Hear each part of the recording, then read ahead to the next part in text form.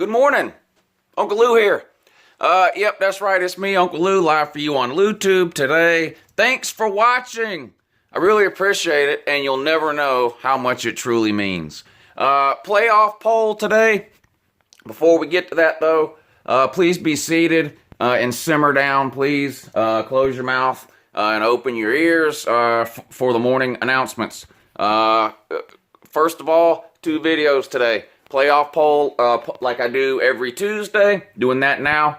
And then sometime later today, probably early afternoon or something like that, I got a hold of the General, General Valtard, and he's going to have a statement for you guys regarding Lyle, Butch Jones, and the disarray that is the Tennessee football program right now. So stay tuned for that later today. Last announcement number 2. Is there another announcement? Of course there is.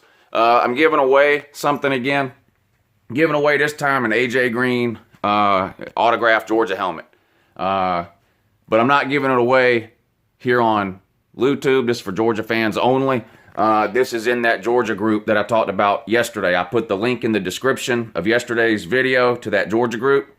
I'm going to put the link again in the description of this video.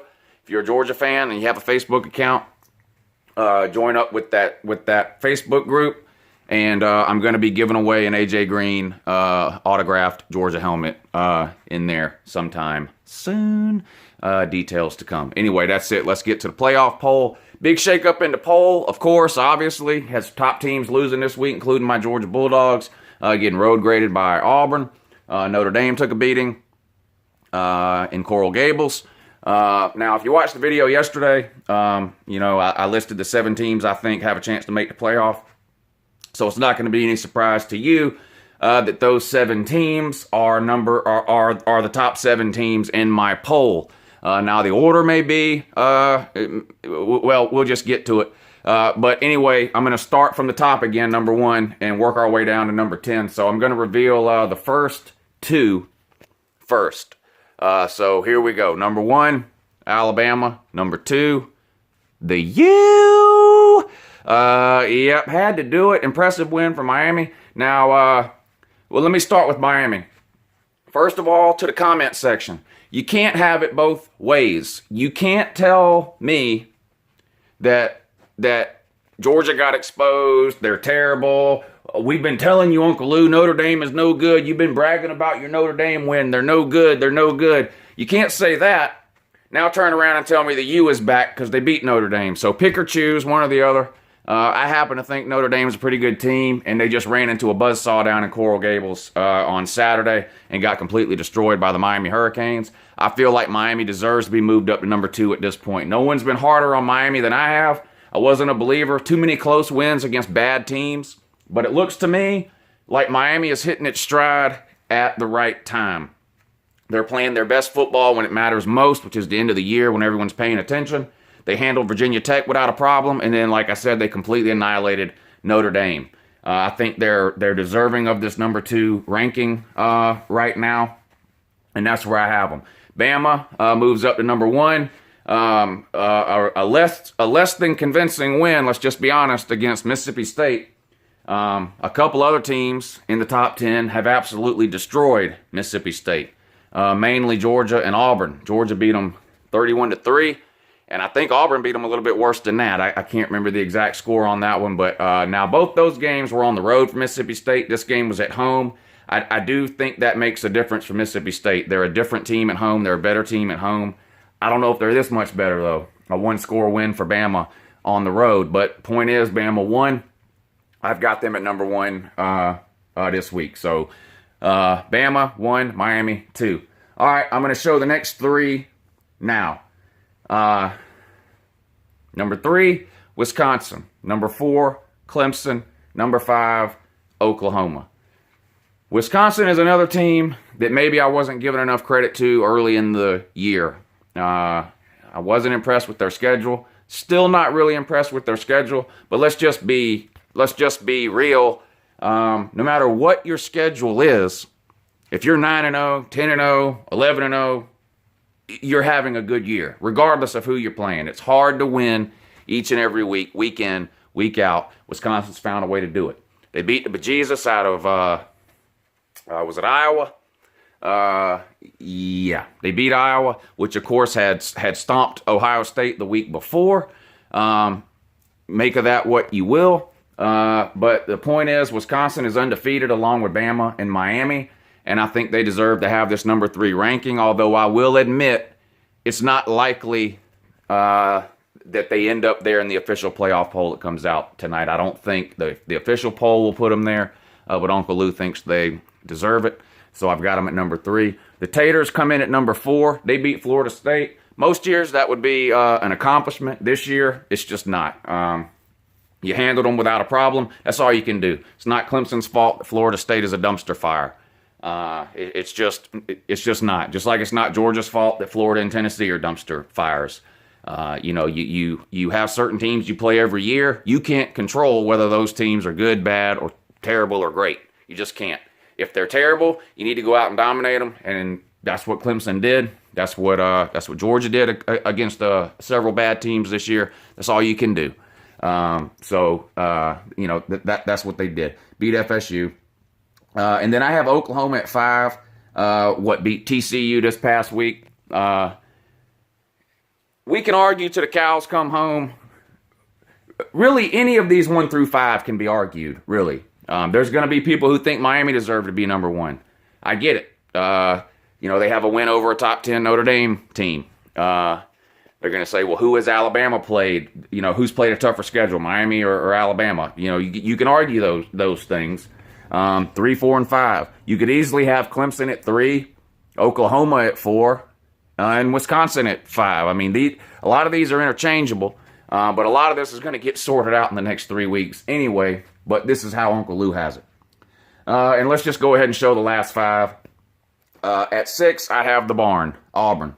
A 2-loss team, but really a close loss at Clemson, 8 points. So really, they were in that game to the very end. 8 points is 1 score, touchdown and a 2-point conversion. They were in that game to the very end. It was the second game of the year. Stid Baloney probably a little bit better now than he was in week 2.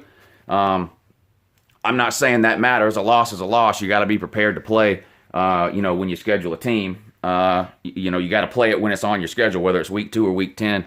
So I'm not really making an excuse for Auburn and losing that game. I'm just saying, I'm just trying to justify why I have them here with 2 losses ahead of some 1-loss teams. But I feel like they deserve the number 6 ranking. And again, you can argue about this if you want to. This is another argument that isn't really going to matter, because we all know Auburn has 2 more games against top 10 teams. So we can argue about it, or we can just wait and see what happens when these teams play. But we all know what's coming down the road. Number 7, Georgia. They were ranked number 1. Again, we can argue over whether they were deserving of that or not. Point is, they were. This is their first loss. It wasn't a bad loss because Auburn is a good team, but it wasn't a close loss. So you have to try to decide when you're looking at a lot of these teams here is one 23-point loss to a top 10 team better than, say, an Ohio State who got beat by Iowa and has another loss to Oklahoma. These are the things you have to debate. The playoff committee will debate them. In the end, I think Georgia still has some pretty good wins, some blowouts over some bad teams that we handled. I still think the Notre Dame win at South Bend is a good win for Georgia. And just like I said with Auburn and Stid Baloney being a different quarterback now in Week 10 than he was in Week 2 when they played at Clemson, the same thing applies to UGA. That was Fromm's first start on the road. Now, Fromm hasn't exactly lit it up since then, but still, he's a better player than he is now. He's a true freshman. That was his first start. He's got more to playbook to use now. Anyway, you see the correlation I'm trying to make there. So I think it's fair, obviously, to have Auburn ahead of Georgia. They played head-to-head, and Auburn won. So I think it's fair to have Auburn ahead of Georgia. But I don't think it's fair to just drop Georgia completely off the map. At the end of the day, they're still 9-1 and control their own destiny. Again, we can argue over whether or not Georgia even has a chance to beat Auburn or Alabama, but that's not the point. You don't make the poll. You can't rank Georgia 14 right now because you think they're going to lose in 3 weeks. You just can't do that. And I wouldn't do that to any of these teams, and I can give you other examples here. If Wisconsin plays Ohio State, who do you think's winning that game? I think Ohio State would win it. Well, it's not fair for me to drop Wisconsin now just because I think they're going to lose in 3 weeks to Ohio State. Same thing applies to Georgia. So I think dropping from 1 to 7, with this being Georgia's first loss, I think is fair. I know I'm going to have some arguments in the comment section, and that's okay. But and if you guys have been watching these polls, you know I'm not a Georgia homer in these polls. I didn't even have Georgia in the top 10 till like week 3, okay? So it's not like I'm just a Georgia homer. I think that's pretty fair for Georgia at number 7. I have Notre Dame dropping down to number 8, so they're the second 2-loss team in here. Notre Dame has 2 losses, right? Both top 10 teams. Again, point is you lost, Notre Dame. Now, yeah, they're top 10 teams, Georgia and Miami. Georgia, a close loss. Miami, a blowout. But still, you lost. I still think you're deserving of a top 10 ranking. The bad news for Notre Dame and the 2 teams below them, no chance to make the playoff. Without Notre Dame being in a conference, which, let's just be real, I've been telling Notre Dame forever and a day, join a conference already. Okay, it's 2017. You're going to get left behind. It's possible that if Notre Dame was in the Big Ten and had a title game against an undefeated Wisconsin, they could get back into this race. But they don't, so they won't. They're out. It's just that simple. Number 9, Southern Cal beat up on Colorado. And that was actually Southern Cal's last game of the regular season. They beat up on Colorado, still sitting at, 2 losses. Another team that's playing better now than they were in the beginning and the middle of the season. But, oh well. I mean, what can you do? You still lost those 2 games. You got blown out by Notre Dame. You got 2 losses. Notre Dame's got 2 losses. No way I'm moving you ahead of Notre Dame. They blew you out head-to-head, and you both have 2 losses. So that's just what it is. You're number 9. I put Ohio State at 10. You can argue about this ranking, too. Some of these people that just love Ohio State are going to tell you they need to be ranked 6 or 7. I'm sorry. Listen, you're too inconsistent. I mean, that just is what it is. Don't lose to Iowa, okay? If you didn't have this loss to Iowa, all right, you'd be at worst 6, okay? You'd be ahead of Auburn. You'd be maybe behind Oklahoma still since they beat you. But, I mean, come on, you lost to Iowa. And you lost to Oklahoma, and the Oklahoma game really wasn't that close. J.T. Barrett comes out, looks like a Heisman candidate, one game, comes out the next game, can't complete a pass. I mean, it just is what it is. I don't see Ohio State making a playoff. You're going to have a big push to get them in there because of TV rankings, and, people want the Big Ten in. So if Ohio State happens to beat Wisconsin or whatever it is in this Big Ten title game, you're going to have some crybabies that want them in there. They don't deserve it, period. They just don't. They were given the benefit of the doubt last year. Ohio State didn't win their division, didn't play in the Big Ten title game, got put in the playoff anyway, got absolutely annihilated, and didn't even score a single damn point in the playoff. No way the committee goes out on a limb again and puts a 2-loss Ohio State team in, barring total catastrophe within this top 10. And when I look at these schedules here, and I've got the remaining schedules for all these teams written down right here, I just don't see that happening. But you would have to have probably 6 or 7 of these top 10 teams would have to lose in the next couple of weeks for Ohio State to have any type of chance, and it's just not happening. Sorry to tell you. TCU, you're probably the first team out. You would probably be 11 if this was an Uncle Lou top 11. All right. So let's look at Bama's remaining schedule. Okay, they're home against Mercer, at Auburn in the Iron Bowl. All right, so you got Bama 1, Auburn 6. They play each other in 2 weeks. Auburn is home against UL Monroe and then home against Bama. One of those teams is about to eliminate themselves in the Iron Bowl. It is possible, I think, for Alabama to lose a close game to Auburn in the Iron Bowl and still make the playoff if some of these other teams lose. But if I'm an Alabama fan, I'm not banking on that. Again, going back to last year, the playoff committee got embarrassed by putting Ohio State in when they didn't win their division or play in the title game. Ohio State laid an egg. It made the committee look like idiots. going to be hard for the committee to make that move again, even if it's with an Alabama. So if I'm Alabama, I'm thinking I have to win that Iron Bowl. But I do think there's a chance, even if it's a small chance, that Alabama could possibly still get in even if they lose the Iron Bowl. Miami, who do they play? Home against Virginia, and then on the road at Pitt on Friday, the day after Thanksgiving. And I've told y'all a million times, and I'm going to tell you again, Miami's a better team than Pitt. Pitt could win that game. I'm not saying they will. I'm just saying these Friday games where a highly ranked team has to travel and play some nobody has been disaster this year. Washington lost a head-scratching game in a scenario like this, even though, well, I think that might have been on a Saturday. But then they lost to Stanford this past Friday, okay? Clemson, of course, lost to Syracuse. I mean, there's dozens of examples of this happening. It's possible that could happen. I don't think it happens. It looks like Miami's on a roll. But if you're looking, especially if you're an Ohio State fan, or if you're an Alabama fan and trying to find a way to get in, maybe with losing the Iron Bowl, Pitt is a game you'll want to keep an eye on. Wisconsin plays home against Michigan and then at Minnesota. Michigan has a chance to really screw things up for the Big Ten, too. They still play Wisconsin and Ohio State. It wouldn't surprise me if Michigan won one of those two games. Michigan, not an elite team by any means, but they do have a really good defense. Take the Ohio State game, for example. If J.T. Barrett comes out and decides he's never seen a football before, I could see Michigan beating Ohio State. Wisconsin hasn't really played anybody. This will probably be the best team Wisconsin has played, Michigan. Definitely going to be the best defense they've played. How are they going to perform? Well, we'll find out this week. Wisconsin gets them at home. I think that helps. But we'll see. I'll have a prediction video on all these games later in the week.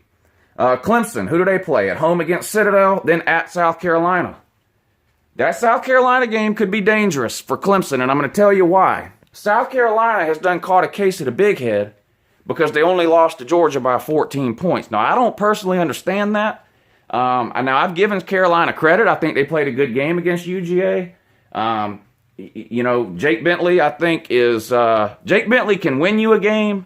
Jake Bentley can lose you a game. He's a lot like Aaron Rodgers in that way, or Brett Favre. He takes a lot of chances throwing the ball. Sometimes that comes back to bite him. He had a bunch of turnovers against Florida this past week. Of course, they went ahead and won anyway. But Clemson fans think they're rolling into Columbia and beating this South Carolina team 50-something to 7 like they did last year or whenever it was. I can tell you right now that's not happening. This is going to be an interesting game here. It would not shock me for South Carolina to win that game at the end of the year. I'll make a prediction on it in a couple of weeks when that game comes around, but that's going to be one to keep an eye on. Oklahoma plays at Kansas, home to West Virginia. At Kansas is a joke. They'll win that no problem. West Virginia, not a terrible team, but one Oklahoma should handle and then make their way to the Big 12 title game. Auburn, we already talked about. Georgia, home against Kentucky, at Georgia Tech. So these are two home games for UGA. Having to play at Georgia Tech on Bobby Dodd Recreation Department Field there is a home game for UGA. Be more Georgia fans there than Georgia Tech fans. Just reality of the situation. We own Bobby Dodd. Tech fans beating their chest lately. Oh, we've won 2 out of 3 or whatever it is. Well, both of them were in Athens. Meanwhile, you've only beat us 3 times this entire century, and you're not that good this year. So, you're not winning that game. Georgia's winning these 2 games, no problem. They already, of course, have punched their ticket to the SEC title game. Notre Dame, home against Navy and at Stanford. Not going to spend a lot of time on these last 3 because I just don't think they're making the playoff. But Notre Dame can definitely win the Navy game. I think at Stanford will be a good game. Southern Cal, they don't have another game. They play UCLA this coming week, and then that's it. They don't have 2 games. They only have 1 game left. I think that'll be a good game with UCLA. UCLA, no defense, do have a good quarterback, though. Southern Cal should win that game, though. And then Ohio State plays Illinois and at Michigan. Already talked about them at Michigan keeping. I think it wouldn't surprise me for Michigan to beat either Wisconsin or Ohio State. Anyway, there you go. There's my top 10. I'm going to go see if I can find the general, and I'll be back talking to you guys a little bit later.